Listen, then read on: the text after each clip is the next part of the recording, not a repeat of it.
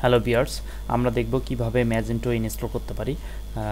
Magento ইনস্টলের জন্য প্রথমে আমাদের একটা থিম লাগবে এবং আমাদের magento.com থেকে স্যাম্পল ডাটা ডাউনলোড করতে হবে। দেখেন, এই যে magento.com-এ যাওয়ার পরে যে magento.com এর পরে দেখেন এখানে আছে ফুল রিলিজ উইথ স্যাম্পল ডাটা। কয়েকটা ফরম্যাট আছে এখানে, ভার্সন আছে 2.1.8। এখান থেকে আমি জিপটা সিলেক্ট করে আমি ডাউনলোড করব। যাই হোক, আমার আগে থেকে করা আছে, তাই আমি আর ডাউনলোড করে দেখালাম না। এটা ডাউনলোড করার পরে আমাদের যে থিম থাকবে, থিমের ডাটাগুলো আমরা এর মধ্যে নিয়ে আসবো, একসাথে করবো। একসাথে করার পরে এটাকে আমরা যদি অফলাইনে ইনস্টল করতে চাই, তাহলে আমাদের ওয়াম্প সার্ভার অর্থাৎ অফলাইন সার্ভার ইনস্টল করতে হবে। এটা আমরা অনলাইন থেকে ডাউনলোড করে ওয়াম্প সার্ভার লিখে সার্চ দিলে আমরা পেয়ে যাব। ওয়াম্প সার্ভার অনলাইন থেকে ডাউনলোড করে ইনস্টল করব। ইনস্টল করার পরে সেটাকে রান করব। আমার রান করা আছে, দেখেন এই যে এটা যখন এটা হচ্ছে ওয়ার্ম সার্ভারের আইকন।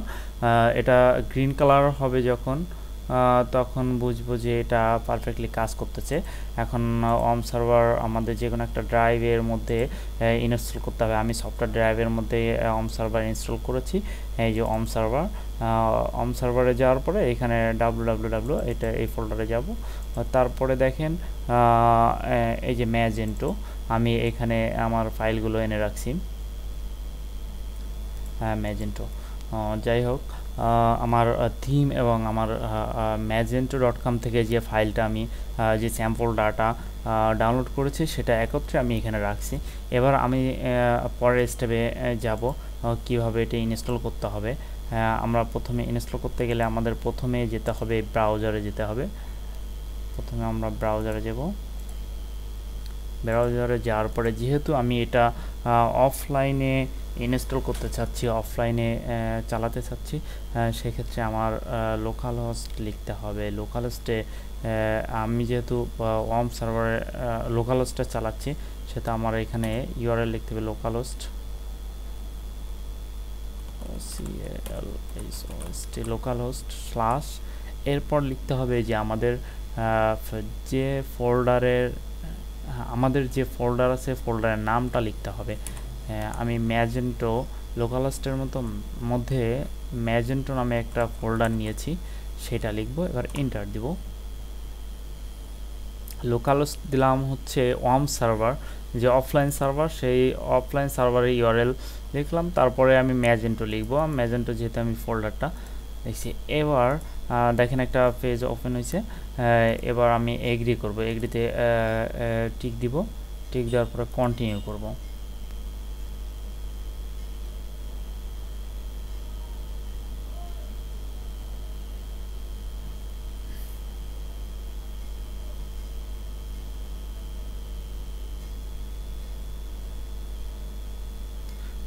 পরের স্টেপে চলে আসছে। এখানে আছে লোকাল, আছে টাইম জোন আছে। এখানে কিছু যে অবস্থায় আছে সেই অবস্থায় থাক, আমরা পরে কন্টিনিউ করলাম। আচ্ছা, এখানে একটা ব্যাপার আছে। এখানে ব্যাপারটা হলো যে আমাদের ডাটাবেস নেম এখানে বাই ডিফল্ট ম্যাজেন্টো চলে আসছে। এখানে আমাদের একটা ডাটাবেস ক্রিয়েট করতে হবে। তার ইউজার নেম, তার ডাটাবেস নেমটা আমাদের এখানে দিতে হবে। এর জন্য করতে হবে কি, আমাদের যে ওয়ার্ম সার্ভার আছে, অফলাইন সার্ভার, এই অফলাইন সার্ভারের আইকনের উপরে ক্লিক করব। ক্লিক করার পরে দেখেন এখানে পিএইচপি মাই অ্যাডমিন আছে। পিএইচপি মাই অ্যাডমিনে যাব।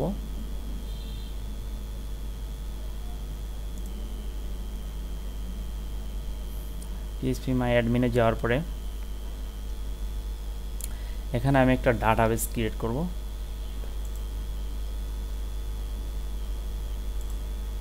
দেখেন নিউতে ক্লিক করার পরে ডাটাবেস, ক্রিয়েট ডাটাবেস, এখানে একটা নাম দিব। আমি ম্যাজেন্টোই দিই, বা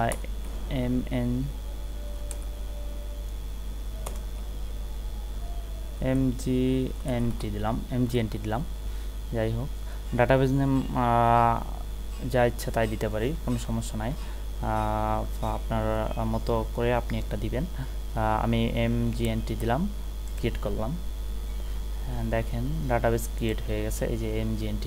এবার ব্যাপারটা হলো যে আমি এই ডাটাবেজের মধ্যে দেখেন ডাটাবেজ mgnt ক্লিক করলে কিছুই নাই, ফাঁকা, এর মধ্যে কিছুই নাই। আমি একটা ডাটাবেজ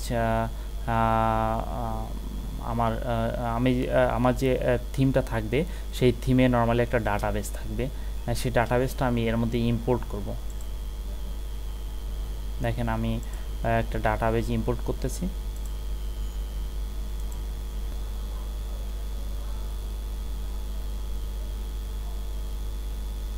এই যে দেখেন আমি এই ডাটাবেসটা আমি এর মধ্যে ইম্পোর্ট করব, দিলাম।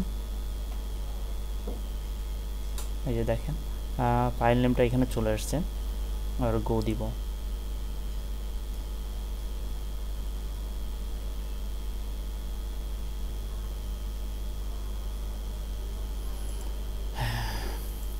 ডাটাবেজ আপলোড হতে থাকুক। আমি আমার যে ডাটাবেজ নেম, যে নামে আমি ডাটাবেজটা ক্রিয়েট করেছি সেই নামটা এখানে দিব, mgnt। এবার আমি যদি লোকাল হোস্টে সেটা অফলাইন সার্ভারে যদি আমি আমার ম্যাজেন্টো থিম ইনস্টল করতে চাই, তাহলে এইখানে ইউজার নেম সবসময় রুট ব্যবহার করব। রুট, পাসওয়ার্ড দেওয়ার দরকার নাই, পাসওয়ার্ড না দিলে হবে। এটা আমি মনে রাখবো যখন আমি অফলাইন সার্ভারে আমার ম্যাজেন্টো থিম ইনস্টল করব, তখন সবসময় ইউজার নেম রুট ব্যবহার করব।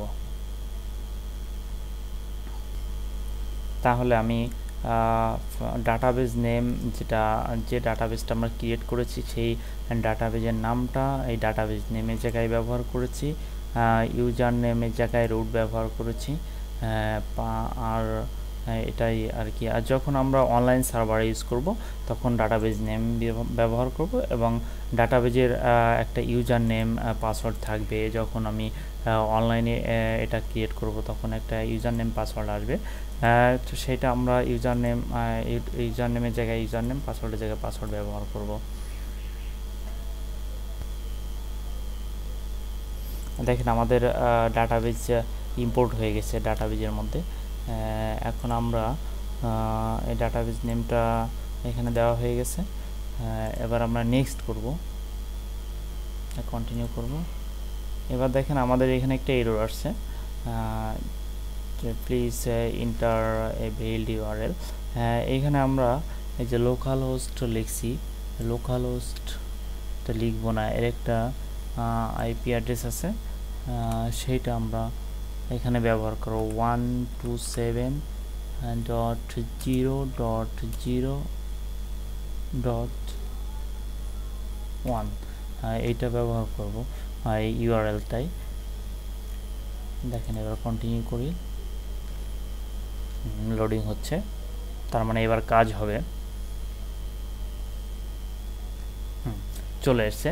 এবার আমি এখানে একটা first name, last name, email address ব্যবহার করব। ফার্স্ট নেম দিলাম, লাস্ট নেম দিলাম,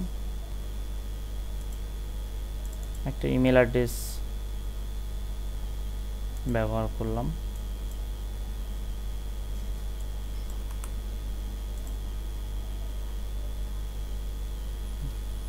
তারপরে কন্টিনিউ করলাম।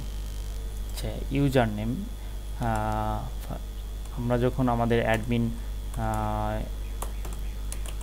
একটা ইউজার নেম এখানে ব্যবহার করব, ইউজার নেম দিব, একটা পাসওয়ার্ড দিব।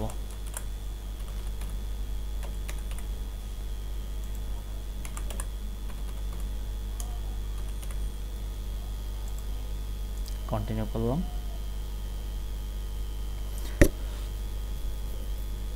দেখেন এবার হয়ে গেছে আমাদের থিমটা অফলাইন সার্ভারে ইনস্টল হয়ে গেছে। দেখেন গো টু ফ্রন্ট এন্ডে যাব, এটা ব্যাক এন্ড।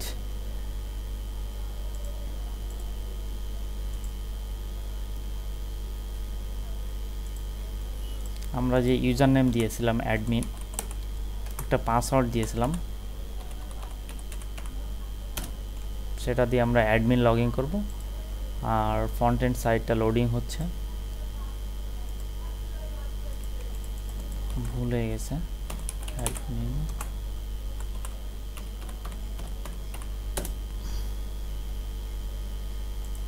এখানে আমাদের থিমটা পারফেক্টলি ইনস্টল হয়ে গেছে। এবার আমরা কাস্টমাইজ করব, আমাদের যেখানে যা দরকার হবে, যেটা যেভাবে দরকার হবে আমরা কাস্টমাইজ করে আমরা ঠিক করে নিব।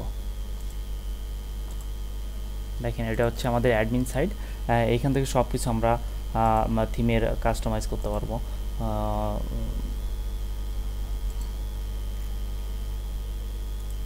এটা হোম পেজ, যে ফ্রন্ট সাইড এটা হচ্ছে আমাদের ওয়েবসাইট, আর এটা ব্যাক এন্ড সাইড। এইখান থেকে আমরা থিমের সব কিছু পরিবর্তন করতে পারবো, থিমকে আমরা অন্য রূপ দিতে পারবো এই ব্যাক এন্ড সাইড ব্যবহার করে। এখান থেকে প্রোডাক্ট আপলোড যা বলে এভরিথিং আমরা আমাদের এই অ্যাডমিন থেকে করতে পারবো।